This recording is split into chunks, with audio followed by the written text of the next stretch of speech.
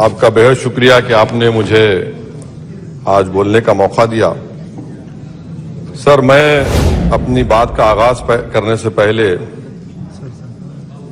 ایک شعر پڑھنا چاہوں گا جس سے جموں کشمیر کی عوام کے ان کے جذبات اور ان کی تکالیف کی عکاسی اس ایوان میں ہو سکے گی۔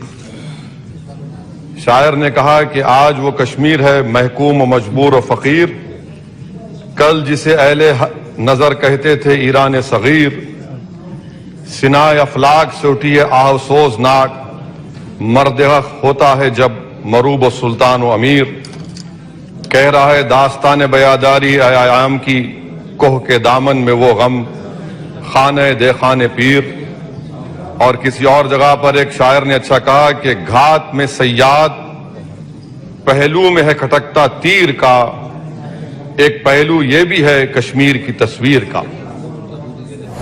سر، میں یہاں پر یہ بات صاف اور واضح طور پر کہنا چاہوں گا کہ ایک RTI کے اپلیکیشن میں یہ کہا گیا جواب میں کہ 30 سال میں 1724 ملیٹنٹس کو حکومت اور فوج نے، پولیس نے ان کو مارا، ملیٹنٹس کو، یا ان کی موت ہوئی، جس میں سے صرف 89 کشمیری پنڈت کا قتل ہوا۔ اور سر، حیرت کی بات یہ ہے کہ کشمیری پنڈت کے تعلق سے بڑے غم اور آنسو بہائے جاتے ہیں، مگر 30 سال میں ایک ہی آدمی کو کورٹ نے اس کو سزا دی، اور وٹنس کون تھا؟ کشمیری مسلمان ہردے ناتھ ونچو کے قتل کے کیس میں۔ میں سرکار سے مطالبہ کرتا ہوں کہ ایک آزادانہ کمیشن کو فوراً بنایا جائے تاکہ سچائی اور حقیقت سامنے آ جائے، دودھ کا دودھ اور پانی کا پانی ہو جائے۔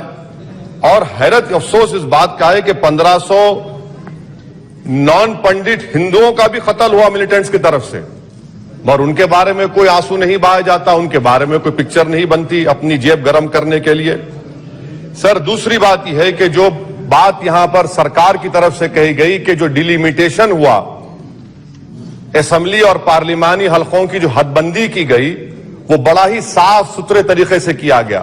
کتنا صاف ستھرا تھا دیکھیں سر، اننت ناگ کو انہوں نے ملا دیا پونچھ اور راجوری سے، اتنا صاف ستھرا تھا کہ ساؤتھ کشمیر ایک ایسا علاقہ ہے جو کمپلیٹ ایتھنیکلی کشمیری ہے، وہاں سے آپ اس کو ملا دیے پونچھ اور راجوری میں۔ اگر دسمبر میں انتخابات ہوں گے تو مغل روڈ تو بند ہوگی، تو کسی کو آنا ہے تو ڈوڈا، ادھم پور، جموں، پونچھ سے اس کو آنا پڑے گا۔ کتنے ڈسٹرکٹ کراس کریں گے؟ یہ آپ کا صاف ستھرا مظاہرہ ہے۔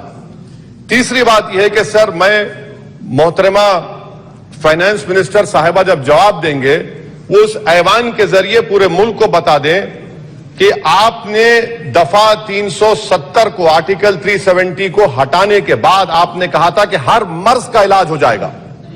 مرض کا علاج نہیں ہوا، مرض بڑھ گیا۔ جو مرض نہیں تھا پہلے، وہ مرض بڑھ چکا ہے۔ میں آپ کے ذریعے سے محترمہ فائنانس منسٹر صاحبہ سے جاننا چاہوں گا کہ اس ایوان پر آپ رکھ دیں کہ کتنا ایک پیسہ انویسٹ ہوا نہیں ہوا۔ MOU کی بات مت کریے، کاغذات تو بہت نکلیں گے، مگر MOU نہیں بلکہ ایک پیسہ کتنا آپ نے انویسٹ کشمیر میں کروایا۔ دوسری بات یہ ہے سر، ایک طرف سرکار بولتی ہے ہم پرائیویٹائز کریں گے پورے ملک میں، LIC اور سب چیز، مگر یہاں پر ہارٹیکلچر کو پبلک سیکٹر انڈرٹیکنگ بنا دیا گیا۔ جو کشمیری اپنا سیب بیچتا تھا، آپ اس کو کہہ رہے ہیں نہیں اب ہم PSU بنا دیے۔ یہ آپ کا صاف ستھرا اور آپ کی راہ دکھاتا ہے۔ پاور آپ کا برقی کا، آپ نے اس کو سینٹرل PSU سے جوڑ دیا۔ تیسری بات یہ سر، آپ کی اکنامک پالیسی ہے کیا پھر کشمیر کے لیے؟ یہاں پر ایک پالیسی، وہاں پر ایک پالیسی، کون سی کنٹینیویشن ہے؟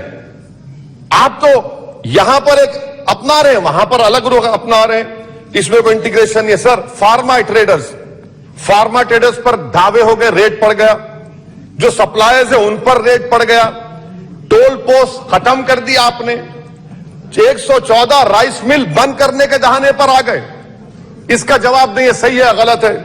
اچھا سر، پھر آپ دیکھیے کہ ایک اور بات میں آپ کے گوشے گزار کرنا چاہ رہا ہوں کہ اکنامک ڈیپینڈنس آپ اتنا کر دے رہے کشمیریوں کے اوپر.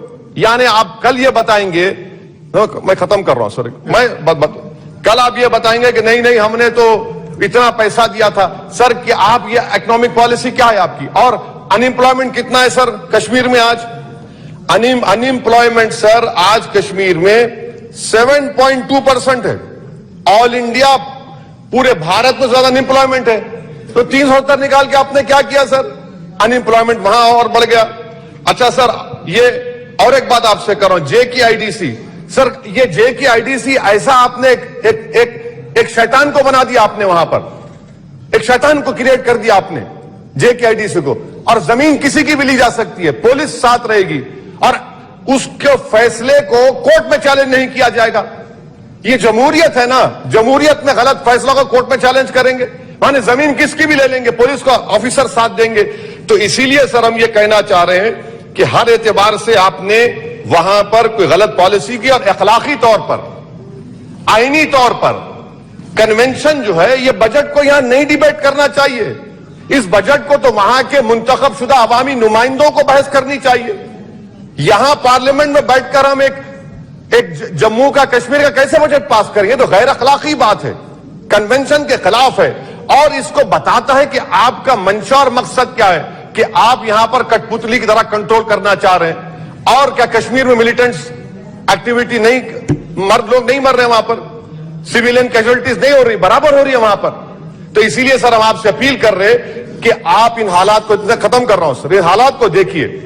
اور کشمیر کی جامع مسجد کو کیوں نہیں کھولتے سر؟ آپ کھولیے نا جامع مسجد کو, آنے دیجئے. آپ نے جرنلسٹ فہد شاہ کو پکڑ لیا, کیوں پکڑا آپ نے؟ ایک نہیں دو یو اے پی کیسز لگا دیے. آپ بولتے ہیں ہم دل اور دماغ کو جیتنا چاہتے ہیں. آپ کہاں دل اور دماغ کو جیت رہے ہیں آپ تو وہاں پر اپنے زور اور جبر کی بنیاد پر جمہوری طریقے سے جو آوازیں اٹھ رہی ہیں ان کو دبا رہے ہیں آپ. میں اس کی مذمت کرتا ہوں سر, اور میں اس بجٹ کے خلاف اپنے کھڑا ہوں. بولنے کے لیے آپ کا بہت شکریہ.